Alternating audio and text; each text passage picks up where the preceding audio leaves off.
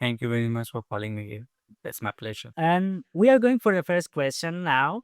And the first question is this: for the people who don't know you, who is Pratham Surani? Okay, that's nice. So, as you all know, my name is Pratham Surani. I have been in this marketing field for almost like 11 years. In this 11 years, starting from the offline store to online marketing, currently I'm working as a performance marketer. Why? Because this learning came from since last 11 years. It's not a small thing I say, and I'm handling business of around like $4 million ad budget. I'm handling on Google Meta Ads, as well as I have generated almost like $60 million of revenue for my clients. Sometimes I feel like it's a big amount, right? So with this 11 years of experience, I got a chance working with a various companies from various locations, various geographical locations, such as USA, Canada, Saudi, Africa, and as well as not forgetting the India as well. I'm happy that I got a chance working with this big companies as well as the good people around the world. Why the people, especially the founders, listen to this conversation? I'm not here to, give a gyan over here, but I'm just here to share my experiences. Because these days, people feel like they start an online store, they do the marketing, they do the ads, and yep, they should give this bang on. Yeah, it's not going to happen at all. The founder should know that what is their customer base, what is the USP of the product, what's the target audiences they are selling, what is the price point they are going to sell off. On that particular framework only, they are going to get sales. Unless it's not possible at all. You see that yeah, your offline business are getting sales. Why your online is not getting sales? If you have an offline store, then what is the need of doing an online marketing or an influencer marketing? People say this space. What is the need of it?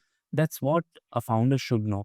And I believe that that's what I'm here to break few myth or concept which has been quite old. It's not new because every time when you come to the marketing places, the concept comes new.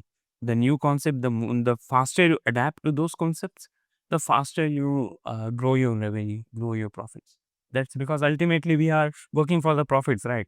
And I understand the business of, I understand the language of profits. That's it. Numbers, revenue, that will say the answer. That will give you the answers. That's it. Nothing more than that. What do you mean by marketing? Marketing. Yeah, it's a very deep thing now. So from the very first day itself, marketing I say it's basically getting an attraction. Even a kid who is just born, he's also doing the marketing. Have you ever thought about it? When he cries, he tells to his mom, right, come and feed me, man. Yeah. It's a marketing, right? Obviously. When you go to any company, you're making your resume, right? That's also an act of marketing. Few years back, we used to distribute the pamphlets. Now we are distributing the resumes. Don't you think that's a marketing itself? So marketing has a different form. Marketing concept will be the same to sell your product or sell your services or sell yourself for the job. But ultimately, you are selling something. And there is a various way to sell your product, either from the offline, either from the online. Now the world is all about online. So you need to learn how to sell your product online. That's a basic concept of marketing. Generations come, timing changes, but the concept of marketing remains the same. Ultimately, you are selling any of the product. That's it. Yeah. You have 11 plus years of experience in this field. Take us through the journey. How did you start and when? Interesting. In this 11 years, I started my career as a SEO guy. Okay. Like doing an optimization on the Google. Later, after working with the various clients, I have understood one thing that people, the patients, they cannot wait for so long of time. Okay, SEO is a slow process. It's like you're planting the seeds right now, and then after 6 or 1 year of time, it will grow. The traffic will grow. But not every founder can be patient, right? They want result instantly. They need instant gratification in each and every processes. So what we do, what I understood that let's at that time the trend of social media was going quite crazy. Okay, so people were doing Facebook, Instagram, and all. And I was also posting it off, and I have understood, let's go with the social media because that's a new trend. Slowly and steadily, I've understood another thing. Man, if I want to get sales, social media organic posting will not work off at all. Therefore, I have switched my career from SEO, social media marketer, to paid marketing. In that paid marketing, I have understood one thing. The more business you get, the people are ready to put up the money on that rather than waiting for a long, whether it's me, whether it's you, or anyone, any founder, you can say. If he is putting up some money, he wants some instant results.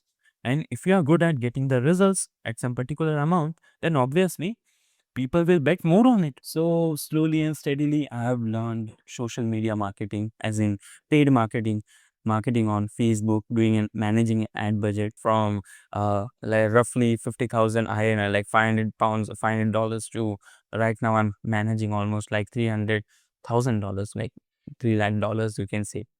But during this journey, I have not only focused on Meta ads. I focused on Google ads also, LinkedIn ads, various other DSPs and all. Why? Because advertising tools, these are just a platform. Ultimately, you're you're concentrating more on selling a product or marketing a product. That's it. Marketing is only the concept. These are just a tool, just like Chat GPT. These are AIs. Okay, the chat, you're doing the chat. These are made on the LLM models, AI models, right? Chat GPT is just an option. That's just a tool which is complementing the whole AI revolution, right? The same way, marketing is the biggest concept. In that umbrella, these are the tools: Google ads, Meta ads, LinkedIn ads, Pinterest ads, and these are on these others. Even WhatsApp marketing, it's also an ads, right?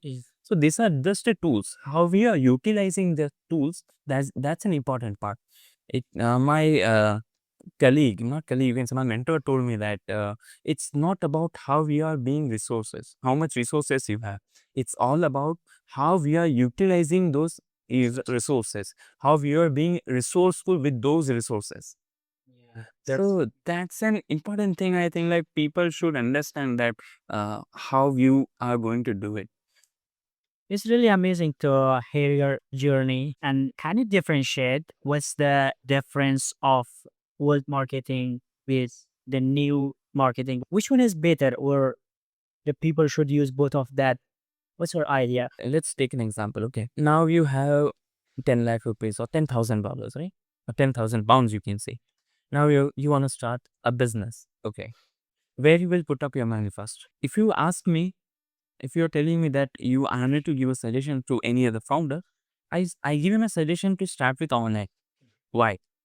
Because on offline store will charge you almost like 50 lakhs or $50,000 or nearly 60,000 pounds possibly. Okay, but when you are starting it online, you can easily start with the minimum bare amount.